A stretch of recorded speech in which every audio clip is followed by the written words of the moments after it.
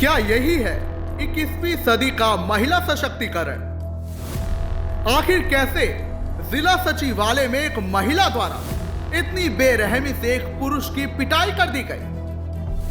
कागजों में मिलने वाला आंगनबाड़ी का राशन क्या हकीकत पर भी मिलता है?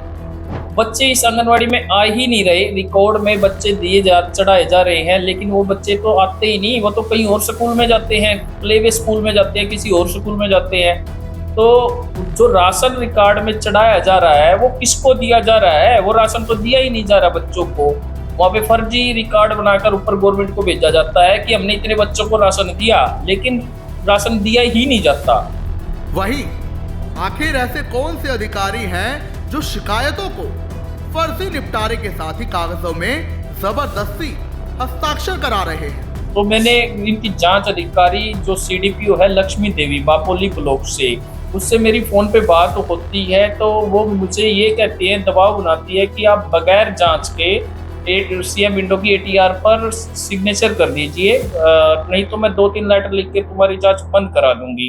नमस्कार, स्वागत है आपका इंडिया की दहाड़ में। स्क्रीन पर आप एक वीडियो देख रहे हैं। आपको बता दें कि ये वीडियो पानीपत के एसपी ऑफिस के बाहर का है। जी हाँ, पानीपत के मिनी सेक्टर स्थित एसपी ऑफिस के बाहर का है।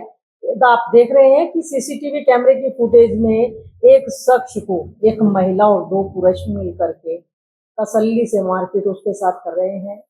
मामला क्या कुछ है उसके बारे में हम आपको बताएंगे। पहले वीडियो आप गौर से देखिए और फिर उसके बाद हमारे साथ मौजूद है एक शख्स, गौर से देखिए इनका चेहरा। और यही वो शख्स हैं वीडियो में जिनके साथ मारपीट की जा रही है। नाम है इनका अनिल शर्मा। तो आइए शर्मा जी से ही बातचीत कर लेते हैं। क्या कुछ कहना चाहेंगे शर्मा जी? वीडियो स्क्रीन पर जो चल रहा है वो आप ही का है? हाँ जी मैडम, मेरा ही है। तो ऐसा क्या रहा कि एक पब्लिक प्लेस पर जहां पर लोगों को सुरक्षा मिलती है, कहा जाता है कि लोगों को न्याय मिलता है, सुरक्षा मिलती है, वहीं उसी कार्यालय के बाहर आपसे मारपीट की जाती है? और कौन है ये लोग? ये मेरे गांव के आंगनवाड़ी वर्कर है। इस आंगनवाड़ी वर्कर के खिलाफ मैंने 22 जनवरी 2025 को एक सीएम विंडो लगाई थी, जिसमें ये लिखा गया था, शिकायत लगाई थी उसमें कि जिस आंगनवाड़ी में जितने भी बच्चे आते हैं वो अधिकतर बच्चे स्कूल में जाते हैं, इस पे जांच की जाए। इसकी जांच को ना फर्जी रिपोर्ट बनाकर सीएम विंडो में अपलोड कर दिया गया, जिसके बारे में मुझे कोई जानकारी नहीं हुई। तो मैंने देखा कि मेरी सीएम विंडो क्लोज हो चुकी है, तो मैंने इसकी 17 मार्च 2025 को दोबारा फिर सीएम विंडो लगाई। तो मैंने इनकी जांच अधिकारी जो सीडीपीओ है लक्ष्मी देवी बापोली ब्लॉक से, उससे मेरी फ़ोन पे बात होती है। तो वो मुझे ये कहती है, दबाव बनाती है कि आप बगैर जांच के सीएम विंडो की एटीआर पर सिग्नेचर कर दीजिए, नहीं तो मैं 2-3 लेटर लिख के तुम्हारी जांच बंद करा दूंगी। तो मैंने ये सब। मैं एक बात टोकना चाहूंगी यहाँ पर। अभी आपने बोला कि ये कहते हैं कि जांच में बिना जांच करवाए एटीआर पर साइन कर देते हैं। क्या कोई शिकायत ऐसी भी होती है जिसकी जांच करवाए बिना ही जांच खत्म कर दी जाए? नहीं नहीं नहीं, ऐसा कुछ नहीं होता। शिकायतकर्ता जब तक उसको सम्मिलित किया जाता है और वो संतुष्ट नहीं होता और उस पर सिग्नेचर करता है, अगर जांच होगी तभी सिग्नेचर करेगा। अगर जांच हुई नहीं, उसको शामिल ही नहीं किया गया शिकायतकर्ता को, तो वो सिग्नेचर कैसे करेगा?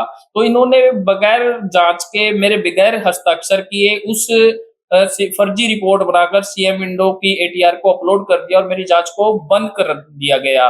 और अनिल जी, अभी आप ये कह रहे हैं कि मेरी बिना मतलब जांच किए बिना ही उसको क्लोज कर दिया गया, और अभी आपने ये भी बताया कि बिना शिकायतकर्ता को उस जांच में शामिल किए कोई भी जो शिकायत है वो क्लोज नहीं हो सकती। तो कैसे हो सकता है? उन्होंने नहीं बुलाया? क्या उनको इस चीज की नॉलेज नहीं थी कि आपको भी इस जांच में शामिल करना है? ऐसा है जी, उनको सब कुछ नॉलेज थी, लेकिन ये है कि अब सीएम पोर्टल पे जो शिकायत होती है, जो ये भ्रष्ट कर्मचारी है, ये सीएम पोर्टल के साथ खिलवाड़ करते हैं।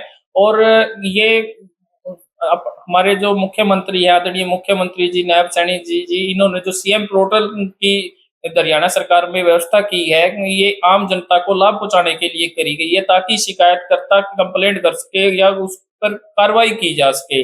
लेकिन ये भ्रष्ट कर्मचारी लोग जो अधिकारी हैं, ये सरकार को गुमराह कर रहे हैं और आम जनता इससे परेशान है, बहुत ज्यादा परेशान है। इससे बहुत से मेरे जानकारी में लोग हैं जो सीएम विंडो लगाते हैं, लेकिन उनकी शिकायत पर कार्य होता ही नहीं है। वो कोई फर्जी रिपोर्ट बनाकर ऊपर अधिकारी जो भेज देते हैं, लेकिन इस पर कोई भी संतुष्ट नहीं हो पा रहा है। अच्छा अनिल जी, आपने शिकायत क्या दर्ज करवाई थी? ऐसी क्या शिकायत थी, मतलब जो आपने दर्ज करवाई और उस पर बिना कार्रवाई के आपको दबाव बनाया जा रहा है कि आप सिग्नेचर कर दीजिए एफआईआर पर, और मामले को रफा दफा करने की बात की जा रही है? जी, मैंने शिकायत दी थी कि इस आंगनवाड़ी में जितने भी बच्चे आते हैं, वो अधिकतर बच्चे स्कूल में जा रहे हैं। बच्चे इस आंगनवाड़ी में आ ही नहीं रहे, रिकॉर्ड में बच्चे चढ़ाए जा रहे हैं, लेकिन वो बच्चे तो आते ही नहीं, वो तो कहीं और स्कूल में जाते हैं, प्ले वे स्कूल में जाते हैं, किसी और स्कूल में जाते हैं। तो जो राशन रिकॉर्ड में चढ़ाया जा रहा है, वो किसको दिया जा रहा है? वो राशन तो दिया ही नहीं जा रहा बच्चों को। वहाँ पे फर्जी रिकॉर्ड बनाकर ऊपर गवर्नमेंट को भेजा जाता है कि हमने इतने बच्चों को राशन दिया, लेकिन राशन दिया ही नहीं जाता। बच्चे आते नहीं तो राशन नहीं दिया जाता।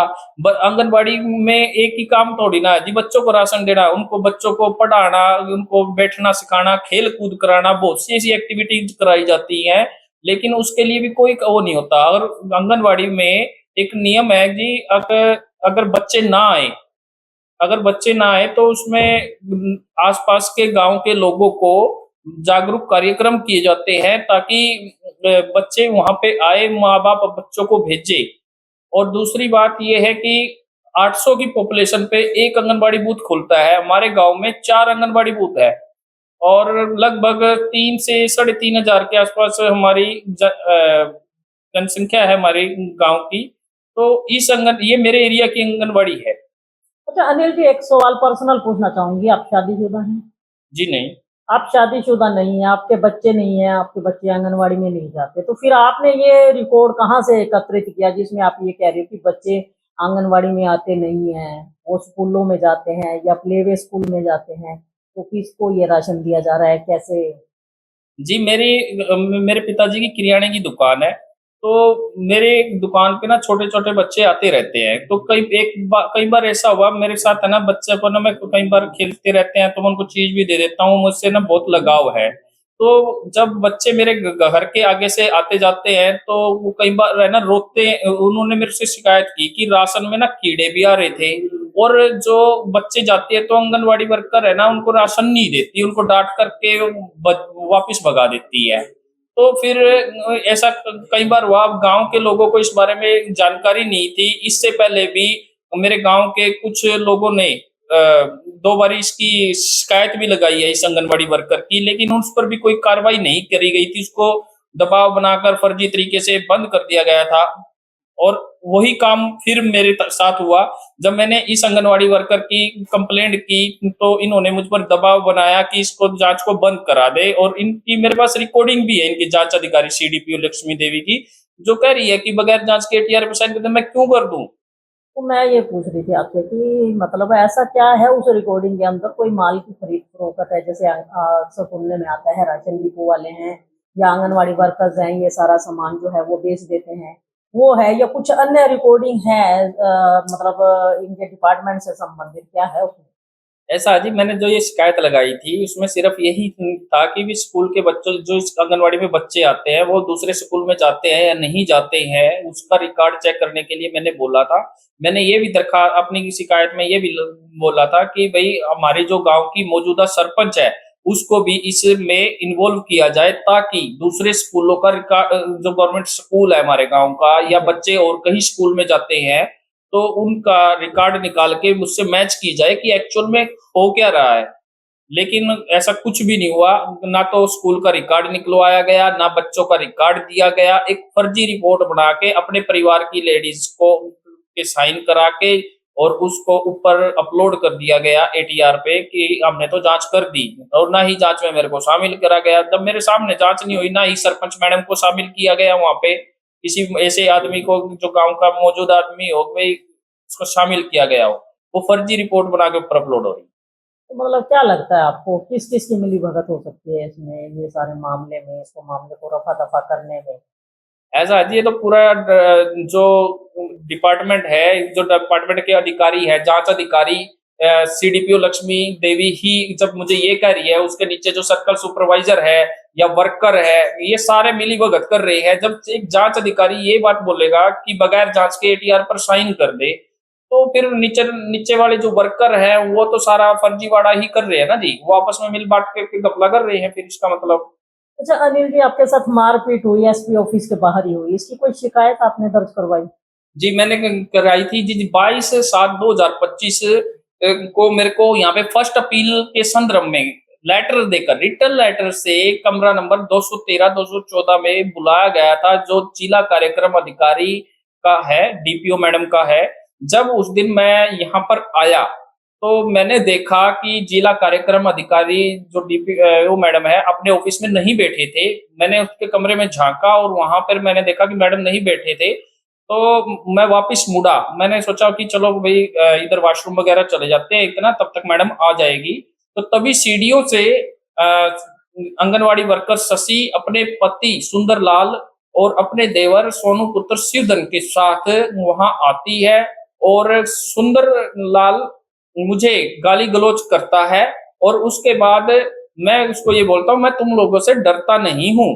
तो इतनी बात सुनते ही शशि आंगनवाड़ी वर्कर ने मुझ पर हमला कर दिया और उसके देवर ने, उसके हस्बैंड सुंदरलाल ने मुझे मारे और मारते हुए मुझे वहां पर हंगामा कर दिया ताकि लोगों से मुझे पिटवास के पब्लिक इकट्ठी हो गई वहां पे। और ये इसने कहा कि इन्हें मेरे को छेड़ा है, जबकि ऐसा कुछ भी नहीं हुआ था। और वहां से मुझे मारते हुए ऊपर सेकंड द्वितीय मंजिल से कमरा नंबर 213-214 के बाहर से मारते हुए सीढ़ियों से ऊपर एसपी ऑफिस के बाहर लेके गए तीसरी मंजिल पे, और वहां पर भी मेरे साथ मारपीट करी। मैं तो धन्यवाद करता हूँ जो पुलिस अधिकारी थे वहां पे, शिकायत इंचार्ज सुरेश जी का, जिन्होंने बीच में आकर मेरी जान बचाई। नहीं तो ये मुझे उस दिन जान से मार देते, इन्होंने तो ऊपर से फेंकने तक की भी कोशिश करी है मेरे साथ। और उन सभी अधिकारियों को धन्यवाद देता हूँ।